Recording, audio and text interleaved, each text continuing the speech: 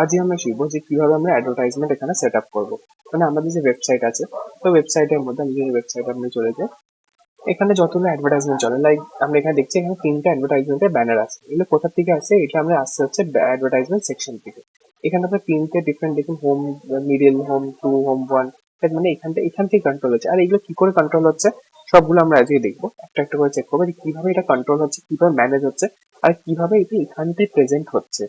পুরোগুলো আজকে আমরা এখান থেকে শিখবো যে অ্যাডভার্টাইজমেন্ট কি করে সেট আপ, আর অ্যাডভার্টাইজমেন্ট কি করে ডিলিট, বা অ্যাডভার্টাইজমেন্ট কি করে এডিট, অ্যান্ড অ্যাডভার্টাইজমেন্ট কি করে আপনার লোকেশন সেট আপ হচ্ছে, যে কোন লোকেশন এটা ভিজিবল হবে। তো এখানে আমাকে আজকে আমরা দেখবো যেখানে অলরেডি কয়েকটা উইদাউট এনি মানে ব্যানার, জাস্ট ব্যানার ইমেজের নাম্বার আছে। তো আমরা কি করে একটা নতুন অ্যাড করবো, তাই জাস্ট ক্রিয়েটে যাবো।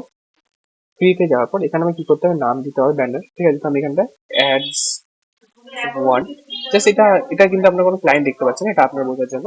অ্যাডস 1.0। ওকে, তো এটা অ্যাডস এর নাম্বার, এটা মনে রাখবেন যেটা আমি কি করলাম, এটা একটা নাম রেখেছি, ঠিক আছে। এই নামটা কিন্তু সবসময় মনে রাখবেন যখন আমরা লোকেশন সেট করবো, যে আমি এখানটা চাইছি হচ্ছে ওই ইমেজটা দেখার। তো আমাকে আগে এই জিনিসটা মনে রাখতে হবে। তার জন্য কি ভ্যালু আপনাকে সেট আপ করতে হচ্ছে, এটা অটোমেটিকলি জেনারেট হচ্ছে, ঠিক আছে। তো আপনি এখানে কোনো চেঞ্জেস করতে হবে না। এখানে যে নেমটা হবে, অন্য কোনো অ্যাডভার্টাইজমেন্টের নাম লিখেছেন ওটার সাথে আমি ক্ল্যাশ না করে, না তো এখানে কিন্তু অ্যাপ্রুভ হবে না। নেক্সট হচ্ছে ইউআরএল। ইউআরএল আপনি এটা কার সাথে লিঙ্ক করাতে চান, সেটা মানে ইউটিউব ভিডিও লিঙ্ক হতে পারে, আপনার কোনো প্রোডাক্ট লিঙ্ক হতে পারে। লিঙ্ক কি করে পাচ্ছি আমরা? দেখ, আমি যদি এখানে আমি চলে যাই, এখানে ফ্লিপকার্ট, এখানে যদি ফ্লিপকার্টে চলে যাই, ফ্লিপকার্টে যাব, এখানে ফ্লিপকার্টের আন্ডারে আমি যদি যাই, আমি এটা অন্য কোনো অ্যাকাউন্টের লিঙ্ক দিতে পারি, আমার নিজেরই কোনো একটা প্রোডাক্টের লিঙ্ক দিতে পারি, ঠিক আছে। আমি আপনাকে দুটোই দেখাচ্ছি। তো আমি চাইছি হচ্ছে এই ফ্লিপকার্টে যাতে এখানটা ওপেন হয়, ঠিক আছে। ফ্লিপকার্টে যাতে এখানটা ওপেন হয়, তো আমি ফ্লিপকার্টের লিঙ্কটা নিয়ে নিলাম। নিয়ে নেওয়ার পর দেন এখানে আমি চলে গেলাম হচ্ছে আমাদের এই সেকশনে, ইউআরএলটা পেস্ট করলাম। ইউআরএলটা পেস্ট করার পর এখানে order number by default generate হয়, এটা আপনাকে চেঞ্জ করতে হচ্ছে না। সেট করতে হবে লোকেশনটা নট সেটটাই রাখবেন, ঠিক আছে, অর নট সেটেই থাকবে আপনার, নট সেটটা ইয়ে হয় থাকে। এক্সপায়ার কবে হবে এটা আপনি আপনার মতন সেট আপ করে নিতে পারেন, ঠিক আছে, পুরো আপনার হাতে। এটা যদি আপনি চান তাহলে এখানটা আপনার, এখানে আপনি যে ইনকাম এক্সপায়ার করা চান ওখানে ডেটটা দিয়ে দিতে পারেন। ওকে, জাস্ট একটা ডেট দিন, তাহলে ওই তখন গিয়ে এটা এক্সপায়ার হবে। নেক্সট হচ্ছে এখানে ব্যানার ইমেজ কি থাকবে, আপনার ব্যানার ইমেজ কি লাগাতে চান, তো আমাকে ওটা সেট আপ করতে হবে। করে নেওয়ার পর মনে রাখবেন যে আমি এটা সেট আপ নিয়েছিলাম, ঠিক আছে। ইমেজ কি করে আপলোড করতে আমি বুঝে গেছেন, তো যেখানে গিয়ে আপলোড, গিয়ে এখানটায় আপলোড দিয়ে আপনার যে ফাইল ম্যানেজার থাকবে ওটা খুলে আপনি এখান থেকে আপনার ইমেজটা নিয়ে নিতে পারবেন। দেন ইমেজটা আপলোড হয়ে গেছে, করার পর জাস্ট আমাকে সেভ অ্যান্ড এক্সিট করতে হবে। এবার দেখুন এটা সেট আপ তো হয়ে গেল, ঠিক আছে, সাকসেসফুলি বানানো হয়ে গেছে। কিন্তু কিন্তু এবার কোশ্চেন হচ্ছে যে এটা কি করে এবার আমি কোথায় আমি এটা রাখবো, এবার কোথায় এবার আমি এটাকে চাই, আমি কোথায় রাখতে চাই।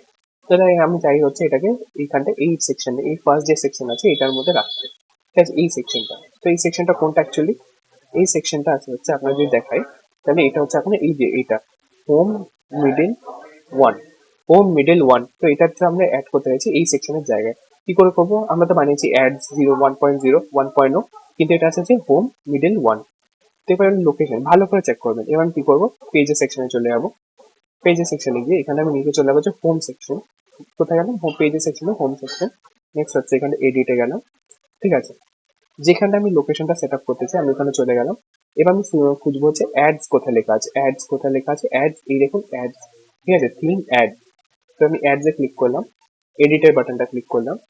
তিনটে আপনার অপশন আছে, home middle 1, home middle 2, home middle 3, যে কারণটা মনে আছে যেখানটা কি করে এটা আনলাম এটা আপনার আই গেস মনে আছে। তো আমি জাস্ট এখানটা গেলাম অ্যাডস 1.0, যেটা যেহেতু আমি যেটা জাস্ট কিছুক্ষণ আগে ক্রিয়েট করলাম ওটা এখানে অলরেডি চলে আসছে। করার পর আপলোড, এবার করলাম আপলোড, এবার সেভ। সেভ করার পর এবার যে এখানে যাব, এডিট করব, এই দেখুন খুব ইজিলি ওই অ্যাডভার্টাইজমেন্ট এখানে চলে এসেছে। এবার যদি ক্লিক করি কোথায় যাবে, এটা চলে গেলো হচ্ছে যেখানে আমি লিঙ্ক করেছিলাম ওখানে চলে গেল। তো কি সুন্দর এটা দেখতে পাচ্ছেন, খুব ইজিলি আমি এখানটা আপলোড করতে পারছি। জাস্ট আমি ক্লিকে গিয়ে আমি এখানটা করে নিতে পারছি, ঠিক আছে। জাস্ট ব্যানারটা ক্লিক করছি, দেন আমার এখানে চলে যাচ্ছে। তো এরকম করে আমি লিঙ্ক আপ করতে পারি কোনো ইয়েকে, কোনো অন্য কোনো ইউটিউব ভিডিওর সাথে লিঙ্ক করতে পারি, কোনো অন্য এক মানে ওয়েবসাইটের সাথে লিঙ্ক করতে পারি, নিজের ওয়েবসাইটে কোনো প্রোডাক্টের সেকশনের সাথে লিঙ্ক করতে পারি। জাস্ট আমাকে ইউআরএল ওই লিঙ্কটা দিয়ে দিতে হচ্ছে, লিঙ্কটা আপনি ওপর থেকে পেয়ে যাচ্ছেন, ঠিক আছে, ওপরে যে লিঙ্ক হয় ওই লিঙ্কটা আপনি পেয়ে যাচ্ছেন। করার পর সেভ করতে হচ্ছে। ওকে, আর যদি আমি আবার রিচেঞ্জ করতে চাই, আবার আমাকে আবার চলে যাচ্ছে পেজ সেকশনে। পেজ সেকশনে গিয়ে হোমের সেকশনে চলে যাচ্ছি, হোমের সেকশনে এডিটে চলে যাচ্ছি। দেন আবার কি করে চেঞ্জ করছি, আবার এখানটা এখানে চলে যাচ্ছে যে অ্যাডস, আমি দেখতে পাচ্ছি অ্যাডস, এখানে আমি ক্লিক করতে হচ্ছে। ক্লিক করার পর যেটা আমি চেঞ্জ করেছিলাম ওটা আমরা আবার দিয়ে দিলাম আগেরটা, আপডেট করলাম, করার পর সেভ এন্ড এক্সিট করলাম, যে দেখি এখানটা আবার আগেরটা চলে এসেছে। তো এরকম ভাবে আপনি খুব ইজি নতুন প্রোডাক্ট নতুন অ্যাডভার্টাইজমেন্ট সেট আপ করতে পারেন। সেম ভাবে যদি নতুন আরো যদি কোনো একটা নতুন সেকশনে দিতে চাই, কি করে করবো? লাইক আমি চাইছি ব্যানারের আন্ডারে আমি এখানে অ্যাড করতে, তো আমি এখানে এন্টার মারলাম, এন্টার মারার পর এখানটা আমি দিয়ে পারি হচ্ছে এখানটায় শর্ট কোডের মধ্যে আমি কি চাইছি, অ্যাড সেট আপ করতে চাইছি, তাই তো অ্যাড সেট আপ করতে চাইছি। তো আমি থিম অ্যাডস বলে একটা পাচ্ছি। তো যতগুলো অ্যাডভার্টাইজ আমি ম্যাক্সিমাম কিন্তু তিনটে লাগাচ্ছি, চারটে অপশন দিচ্ছে বাট আমরা বলবো যে মিনিমাম তিনটে দেবেন। ওকে, তো আমি এখানে কি করলাম, সরি এটা ভুল করে ব্যাক করে গেলাম। তো আমাকে জাস্ট শর্ট কোডে গিয়ে এখানে থিম অ্যাডস, এখানে আপনি সিঙ্গেল অ্যাড লাগাতে পারেন, একটা সিঙ্গেল অ্যাড এখানে দেখবেন আপনি দুটো অপশন পাচ্ছেন, একটা হচ্ছে আপনি এখানটা পাচ্ছেন হচ্ছে সিঙ্গেল অ্যাড, ঠিক আছে, আপনি নিচে পাচ্ছেন থিম অ্যাড মানে একসাথে তিনটে চারটে অ্যাড লাগাতে পারবেন। তো আমি জাস্ট আপনাকে আবার দিয়ে দিতে হচ্ছে এটা, আমি লাইক এটা দিলাম, এটা দিলাম, এটা দিলাম, ম্যাক্সিমাম আপনি তিনটে দেবেন, চারটে দেবেন না। এখানে যেন তিনটে থেকে কম দেবেন, যখন আমি থিম অ্যাড সেটা করছেন তখন ম্যাক্সিমাম যেন আপনি তিনটেই যেন দেন। ওকে, মানে মিনিমাম আর ম্যাক্সিমাম দুটোই তিনটেই যেন দেন। তারপর যে আমি সেভ করবো, সেভ করার আমি যদি এখানে যাই তাহলে আমি দেখবো ব্যানারের নিচে একটা এখানটা একটা চলে এসেছে, এই যেটা আপনি লাগাবেন, যেই ছবিটা লাগাবেন ওই ছবিটা আমাকে চলে আসবে। তো আমি দেখতে পাচ্ছি খুব ইজিলি এটা কাজ করছে। তাই যদি আমি ডিলিট করতে এটা কি করবো, জাস্ট এখানে ডিলিট করার পর ব্যাক। ওকে, যেমন ওয়ার্ড আমরা কিবোর্ডের মধ্যে ব্যাক করি এবং জাস্ট ব্যাক, ডিলিট করার পর ব্যাক। আমি যদি এখানে দেখি তাহলে এখানে খুব ইজিলি সরে যাচ্ছে।